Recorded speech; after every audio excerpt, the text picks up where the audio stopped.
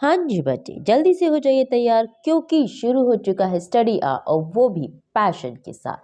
आज की वीडियो आपके लिए होने वाली बहुत ज़्यादा बेनिफिशियल और हेल्पफुल, क्योंकि आज हम बात करने वाले हैं मॉडर्न पीरियोडिक टेबल्स के ट्रेंड्स के बारे में, यानी हम बात करेंगे पीरियड्स और ग्रुप्स के बारे में। इसे मैं आपको इतनी सिंपल लैंग्वेज में समझाऊंगी कि इसके बाद आपके लिए पीरियड्स और ग्रुप की कैरेक्टरिस्टिक्स को हमेशा के लिए याद करना हो जाएगा सुपर सिंपल, और इससे रिलेटेड क्वेश्चन एग्जाम में अटेम्प्ट करना हो जाएगा super duper easy. So without any delay जल्दी से शुरू करते हैं trends in the modern periodic table. और हाँ, अभी तक जिन बच्चों ने ये चैनल सब्सक्राइब नहीं किया है उन्हें जल्दी से कर लीजिए, और शेयर लाइक सब्सक्राइब बिल्कुल भी मत भूलिएगा। तो शुरू करते हैं आज का अपना video class, trends in the modern periodic table. So सबसे पहले ट्रेंड्स की बात करेंगे हम पीरियड्स में। मॉडर्न पीरियोडिक टेबल में जब हम लेफ्ट से राइट में जाते हैं, यानी जब हम हॉरिजॉन्टल लाइन में चल रहे हैं, तो उसे हम कहते हैं पीरियड्स।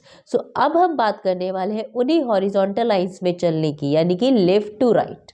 पीरियड में फर्स्ट हम पढ़ने वाले ट्रेंड, सो पीरियड के फर्स्ट ट्रेंड के बारे में हम पढ़ेंगे वैलेंसी। बेसिकली वैलेंसी होती क्या है? वैलेंसी किसी भी एलिमेंट की कंबाइनिंग कैपेसिटी होती है। बेसिकली ये वैलेंसी ही होती है जो किसी भी एलिमेंट के केमिकल प्रॉपर्टी को डिफाइन करती है। अब ये वैलेंसी वैलेंस इलेक्ट्रॉन पर डिपेंड करती है। वैलेंस इलेक्ट्रॉन डिपेंड करते हैं कि कितने नंबर ऑफ इलेक्ट्रॉन अवेलेबल है हमारे आउटर मोस्ट शेल में। अब आउटर मोस्ट शेल में कितने इलेक्ट्रॉन अवेलेबल है ये हमें पता चलता है जब हम किसी भी एलिमेंट की इलेक्ट्रॉनिक कॉन्फ़िगरेशन लिखते हैं। इलेक्ट्रॉन की इलेक्ट्रॉनिक कॉन्फ़िगरेशन लिखी जाती है एटॉमिक नंबर के बेस पर। तो इस तरीके से वापस घूम फिर के हम पहुंच जाते हैं हमारी मॉडर्न पीरियोडिक टेबल के बेस जो है एटॉमिक नंबर पर। सो बच्चे, जब हम लेफ्ट टू राइट इंक्रीज करते हैं, यानी लेफ्ट से राइट में जब हम जाते हैं, तो हमारी वैलेंसी जो होती है वो सबसे पहले इंक्रीज होती है 1 to 4 और उसके बाद डिक्रीज होती है 0 पर। इसे बहुत इजीली और कन्वीनियंटली समझने के लिए हम एक चार्ट की भी हेल्प ले सकते हैं। इस चार्ट में देखो, यहाँ पर हम थर्ड पीरियड एलिमेंट्स के बारे में बात कर रहे हैं। इस थर्ड पीरियड एलिमेंट्स में जो ग्रुप इन्वॉल्व होंगे वो होंगे group number 1, group number 2, group number 3 to 12 हमारे सिलेबस का पार्ट नहीं है, तो ग्रुप नंबर 13, 14, 15, 16, 17 एंड 18। अब इन ग्रुप नंबर्स की थर्ड पीरियड के अंदर जो हमारे एटॉमिक नंबर होंगे वो है 11, 12, 13, 14, 15, 16, 17 एंड 18, क्योंकि हमें पता है कि एटॉमिक नंबर हमेशा हर एक स्टेप के ऊपर बाय 1 इंक्रीज हो रहा होता है। अब ये जो एलिमेंट्स है इस थर्ड पीरियड में, वो एलिमेंट्स है sodium, magnesium, aluminium, silicon, phosphorus, sulphur, chlorine and argon. मैंने अभी आपसे कहा था कि इलेक्ट्रॉनिक कॉन्फ़िगरेशन से हमें पता चलता है कि कितने नंबर्स ऑफ वैलेंस इलेक्ट्रॉन हमारे आउटर मोस्ट शेल में अवेलेबल है, जिसके थ्रू हमें पता चलता है वैलेंसी के बारे में। अब आपके पास एटॉमिक नंबर 11 है, तो आपने इसकी इलेक्ट्रॉनिक कॉन्फ़िगरेशन लिखी 281, 12 की इलेक्ट्रॉनिक कॉन्फ़िगरेशन 282, एल्यूमिनियम की इलेक्ट्रॉनिक कॉन्फ़िगरेशन 283, सिलिकॉन की इलेक्ट्रॉनिक कॉन्फ़िगरेशन जिसका एटॉमिक नंबर 14 है 284, इसी तरह से फास्फोरस का एटॉमिक नंबर 15 है, तो आप इसकी लिखेंगे इलेक्ट्रॉनिक कॉन्फ़िगरेशन 285, सो ऑन। इसी तरीके से आपने सबकी लिख ली इलेक्ट्रॉनिक कॉन्फ़िगरेशन। अब इलेक्ट्रॉनिक कॉन्फ़िगरेशन के आउटर मोस्ट शेल में जितने भी इलेक्ट्रॉन थे ये आपकी बन जाते हैं number of valence electron. So number of valence electron हो गए 1, 2, 3, 4, 5, 6, 7 एंड 8। वैलेंसी क्या होती है? वैलेंसी होती है अगर हमारे valence electron outermost shell में 1, 2 और 3 हो तो वैलेंसी भी हमारी सेम ही होती है।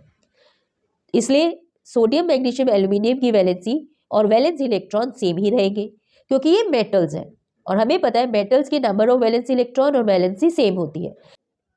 लेकिन अगर हम नॉन मेटल की साइड में देखें तो यहाँ पर वैलेंसी इलेक्ट्रॉन और वैलेंसी में डिफरेंस होता है। सो यहाँ पर वैलेंसी निकालने का हमारा फॉर्मूला बन जाता है 8 माइनस वैलेंसी इलेक्ट्रॉन। इसीलिए अगर आप 8 में से 4 माइनस करेंगे तो 4, 8 में से 5 लेस करेंगे 3, 8 में से 6 लेस करेंगे 2, 8 में से 7 लेस किया 1 और 8 में से 8 लेस किया 0। सो ये ट्रेंड जो हमने पढ़ा वो क्या सीखा कि जब हम लेफ्ट से राइट में मूव करते हैं वैलेंसी सबसे पहले इंक्रीज होती है और उसके बाद डिक्रीज होना शुरू हो जाती है टिल 0 तक। अब बात करते हैं एटॉमिक साइज के बारे में। बेसिकली एटॉमिक साइज कहते किसे? So it is the distance between the centre of a nucleus and the outermost shell of an isolated item. So atomic size होता है डिस्टेंस न्यूक्लियस और आउटरमोस्ट शेल के बीच का जो डिस्टेंस है उसको हम कहते हैं एटॉमिक साइज। और moving from left to right in a period atomic size decreases. जब हम लेफ्ट से राइट में जाते हैं इन अ पीरियड तो हमारा एटॉमिक साइज डिक्रीज होता है, यानी एटम का जो साइज होता है वो छोटा होना शुरू हो जाता है, श्रिंक करता है। ऐसा क्यों होता है? This is due to increase in the effective nuclear charge which tends to pull the electrons closer to the nucleus. हम एक एलिमेंट से दूसरे एलिमेंट पर जाते हैं तो न्यूक्लियर चार्ज जो होता है वो बढ़ जाता है, और ये इतना ज़्यादा स्ट्रांग हो जाता है कि जो आउटर मोस्ट शेल में इलेक्ट्रॉन है, न्यूक्लियस उसे अपनी तरफ खींचने की जो पावर है, या जिसे आप कह सकते हैं फोर्स ऑफ अट्रैक्शन है, वो बढ़ जाती है। इसलिए वो इजीली उस आउटर मोस्ट शेल में जो इलेक्ट्रॉन है उसको अपनी तरफ पुल कर सकता है, जिसकी वजह से हमारे एटम का साइज डिक्रीज हो जाता है। इसमें थर्ड पीरियड के एटॉमिक रेडियस के बारे में बात करेंगे। थर्ड पीरियड के हमारे basic element sodium, magnesium, aluminium, silicon, phosphorus, sulphur, chlorine and argon. Sodium का एटॉमिक नंबर 11, इसका मतलब सोडियम का न्यूक्लियर चार्ज 11 है। मैग्नीशियम का एटॉमिक नंबर 12, तो इसका न्यूक्लियर चार्ज हो गया +12। एल्यूमिनियम का न्यूक्लियर चार्ज कितना है? 13। इसी तरीके से चार्ज बढ़ रहा है। अब अगर आप ध्यान से देखें तो 11, 12, 13, 14, 15, 16 है क्या? एटॉमिक नंबर है। और एटॉमिक नंबर क्योंकि नंबर ऑफ प्रोटॉन की इक्वल है, तो इसका मतलब हम यहाँ ये देख रहे हैं कि हर स्टेप पर हमारा एक एक प्रोटॉन इंक्रीज हो रहा है। अब आप कहोगे कि हाँ प्रोटॉन इंक्रीज हो रहा है तो ऑब्वियसली एटॉमिक नंबर तो नंबर ऑफ इलेक्ट्रॉन के भी इक्वल होता है, तो हमारा इलेक्ट्रॉन भी इंक्रीज हो रहा है। बिल्कुल, इलेक्ट्रॉन भी इंक्रीज हो रहा है। पर हो क्या रहा है कि जो इलेक्ट्रॉन एक इंक्रीज हो रहा है ना, वो तो सेम शेल में ही हो रहा है। अब अगर आप सोडियम और मैग्नीशियम का इलेक्ट्रॉनिक कॉन्फ़िगरेशन बनाने के बाद इसका मैं अगर डॉट स्ट्रक्चर बनाऊं तो वो कैसा बनेगा?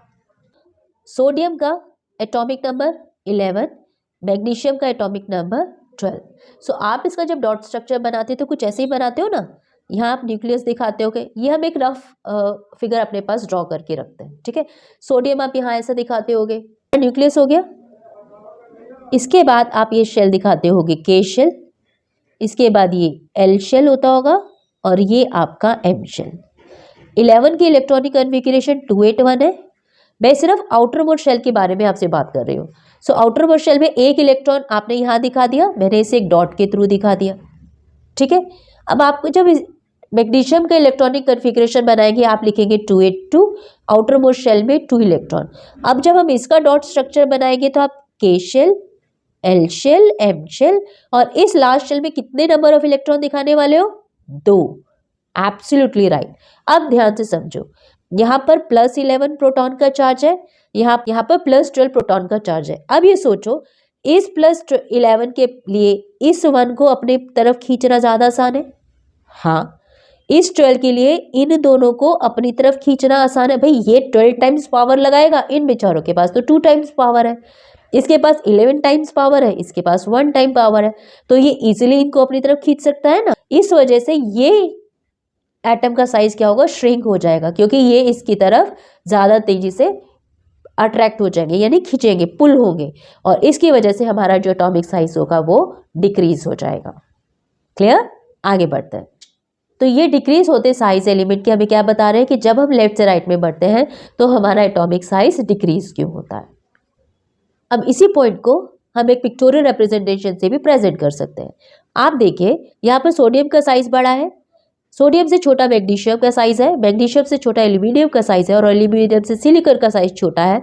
इसी तरीके से इनके साइज छोटे हो रहे हैं, लेकिन हमारे आर्गन का साइज इनसे बड़ा है। ऐसा क्यों है? ये एक एक्सेप्शनल बिहेवियर है नॉर्मल गैसेस का। कारण ये है कि एटॉमिक रेडियस नॉर्मल गैसेस के केसेस में रेफर होती है।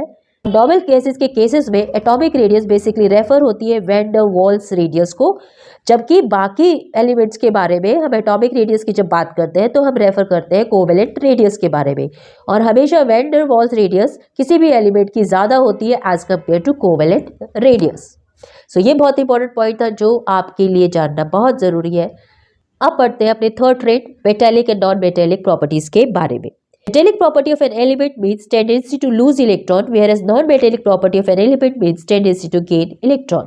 Metallic property किसी भी element की basically refer होती है tendency of losing electron, whereas non-metallic property refer होती है tendency to gain electron. Electron lose करना प्रॉपर्टी मेटल्स की है, और इलेक्ट्रॉन्स गेन करना नॉन मेटल की प्रॉपर्टीज है। अब हम ये देखेंगे कि पीरियड्स में मेटेलिक और नॉन मेटेलिक कैरेक्टर्स किस तरीके से वेरी करते हैं। और moving from left to right in a period, effective nuclear charge increases, so metallic character decreases and non metallic character increases. Chart में देखते हैं कि नंबर ऑफ वैलेंस इलेक्ट्रॉन है वो इंक्रीज कर रहे हैं। In increasing number of valence electron का मतलब है किसी भी एलिमेंट की इलेक्ट्रॉन लूज करने की टेंडेंसी भी धीरे धीरे कम हो रही है। भाई आपके पास 1, 2 या 3 इलेक्ट्रॉन हो तो आप इनको लूज कर सकते हो।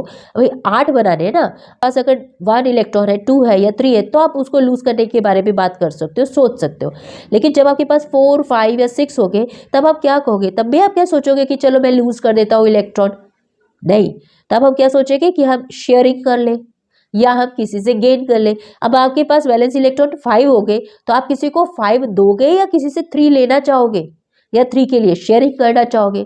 सिमिलरली अगर आपके पास 7 है तो आप किसी को 7 इलेक्ट्रॉन थोड़ी दोगे, आप तो उसको कहोगे ना कि आप 1 इलेक्ट्रॉन, ताकि आपका आउटर शेल कंप्लीट हो जाए, या तो आप शेयरिंग कर लोगे या आप उससे गेन कर लोगे। तो गेन करना या शेयर करना प्रॉपर्टी किसकी है? नॉन मेटल्स की। लूज करना प्रॉपर्टी किसकी है? मेटल्स की। सो इसका मतलब जब हम लेफ्ट से राइट में जाते हैं हमारे मेटेलिक कैरेक्टर डिक्रीज हो रहे होते हैं और नॉन मेटेलिक कैरेक्टर इंक्रीज हो रहे होते हैं।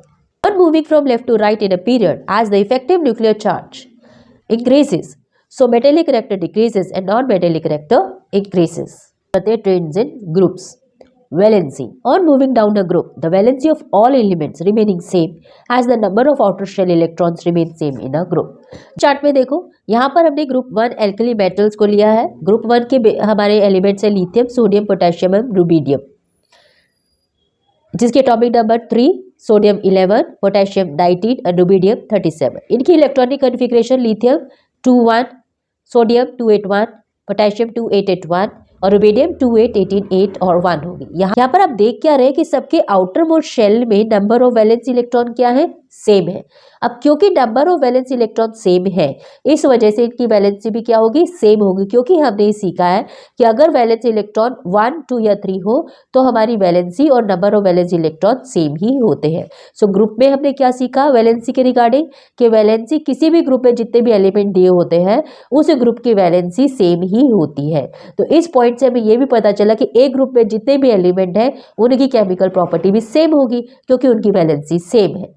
Atomic size. On moving down a group atomic size increases. जब हमें मूव डाउन कर रहे हैं यानी टॉप से बॉटम में आ रहे होते हैं तो हमारा एटॉमिक साइज इंक्रीज करता है। This is due to addition of 1 shell at each step. इसका रीजन ये है कि हर एक स्टेप पर एक नया शेल ऐड ऑन होना शुरू हो जाता है और हर न्यूक्लियर की फोर्स ऑफ अट्रैक्शन वीक होनी शुरू हो जाती है, कारण कि जो डिस्टेंस है न्यूक्लियस का और आउटर मोस्ट शेल के बीच में वो बढ़ना शुरू हो जाता है। So this increase the distance between the outer most electrons and the nucleus so that the atomic size increases. इस चार्ट में देखो, अगेन इस चार्ट में हमने ग्रुप 1 एल्कली मेटल्स को रखा है। यहाँ पर एटॉमिक नंबर लिथियम का 3, तो इसके नंबर ऑफ शेल्स हमारे Kl बनेंगे। सोडियम का एटॉमिक नंबर 11, तो हमारे इसके नंबर ऑफ शेल्स Klm है। पोटेशियम एटॉमिक नंबर 19, तो आपके पास इसके नंबर ऑफ शेल्स होंगे Klmn। इसी तरह से रुबीडियम के आपके पास नंबर ऑफ शेल हो जाएंगे 5। अब आप देखो हर स्टेप पे हमारे नंबर ऑफ शेल इंक्रीज हो रहे हैं। नंबर ऑफ शेल्स के इंक्रीज होने के बीच का डिस्टेंस बढ़ रहा है। इस बढ़ते हुए डिस्टेंस की वजह से हमारा एटॉमिक साइज भी बढ़ता है। सो आपको सबसे स्मॉलेस्ट एटम कहाँ मिलेगा? टॉप पर। और सबसे लार्जेस्ट कहाँ मिलेगा? बॉटम पर मिलेगा। ये पॉइंट बहुत ध्यान रखना है क्योंकि ऐसे क्वेश्चंस हमें एग्जाम में पूछे जाते हैं केस बेस्ड स्टडी में, और ये पॉइंट अगर हमें क्लियर हो तो केस बेस्ड स्टडी से रिलेटेड या कॉम्पिटेंसी बेस्ड कोई भी क्वेश्चन आ जाए उसे तो हम बड़ी आसानी से कर सकते हैं। Point number 3, metallic and non metallic characters. On moving down a group, metallic character increases and whereas non-metallic character decreases. जब हम ग्रुप में टॉप से बॉटम में आते हैं तो हमारे मेटेलिक कैरेक्टर इंक्रीज होते हैं और नॉन मेटेलिक कैरेक्टर डिक्रीज होना शुरू हो जाते हैं। इसका कारण क्या है? इसका बेसिक रीजन बच्चे ये है कि जब हम ग्रुप में मूव डाउन करते हैं तो हमारा एटॉमिक साइज धीरे धीरे बढ़ने लगता है, जिसकी वजह से force of attraction of nucleus और जो valence electron outermost shell में है उनके बीच में ये जो फोर्स ऑफ अट्रैक्शन है वो धीरे धीरे डिक्रीज होने लगती है। इसकी वजह से किसी भी एलिमेंट की इलेक्ट्रॉन लूज करने की टेंडेंसी जो होती है वो बढ़ने लगती है। अब इलेक्ट्रॉन के लूज करने की टेंडेंसी के बढ़ने का मतलब है मेटेलिक कैरेक्टर्स का बढ़ना और नॉन मेटेलिक कैरेक्टर्स का घटना। तो addition of 1 shell at each step, hence the effective nuclear charge decreases because the distance between the outermost electron and the nucleus increases. So इस चार्ट में देखते हैं अगेन इसमें एल्कली मेटल ग्रुप 1 की ली गई है। इसके अंदर अगर हम देखें तो लिस्ट मेटेलिक करेक्टर हमें मिलेंगे सबसे टॉप पर और हमें मोस्ट मेटेलिक करेक्टर मिलेंगे सबसे बॉटम पर। वही अगर हम नॉन मेटल्स की बात करें तो हमें मोस्ट नॉन मेटेलिक एलिमेंट्स मिलेंगे टॉप पर और लिस्ट नॉन मेटेलिक करेक्टर्स मिलेंगे सबसे बॉटम में। Always remember, most non metallic characters top पर, least non metallic characters bottom पर। बच्चों आपके लिए वीडियो काफी हेल्पफुल होने वाला है आपके चैप्टर पीरियोडिक क्लासिफिकेशन की प्रिपरेशन के पॉइंट ऑफ व्यू से। वीडियो अच्छी लगे तो लॉट्स ऑफ लाइक, शेयर और सब्सक्राइब जरूर करना। God bless.